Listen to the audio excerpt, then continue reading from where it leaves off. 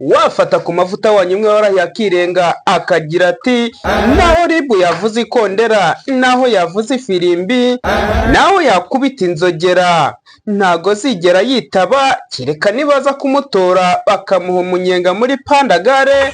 Yongeye kugera ku rukiko, nyuma yaho yageze ku rukiko ejo bundi akagira ati nyamuneka nimundeke, inzoga cyangwa itabi nanyweye ntago riranshira mu mutwe, mundeke manze gende ntuze.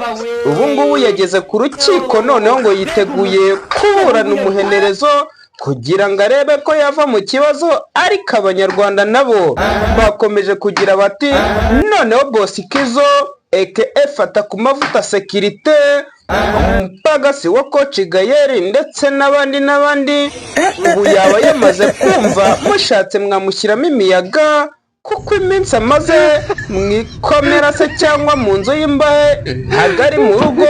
Yitekerezagaho, yarebye aho yamwaye, aho yakoze amabara, aho yakoze amakosa. Ubu noneho yashyirirwamo imiyaga akagaruka mu kazi, noneho ntabwo yakongera guharasinga no guserereza no kwibasira no gucunaguza abasitari. Naho wa mupfumu wanyu ngo ni Sarongo umwe ujye kureba akagutuma urushishi ruhaka, akaguru kamwe k'inzoka, amenyo y'inyamanza cyangwa inkwari twite.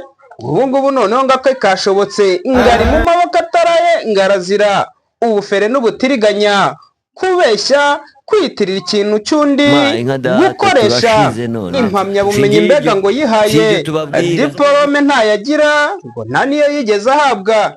Uyu mugabo ngo ni Sarongo, ngo ni kabuhariwe mu bintu bijyanye n'ubupfumu cyangwa ibyo bita ubuvuzi gakondo, ngarakuvugutira akagubita igicunshu utaminsi ivumbi rikirenga.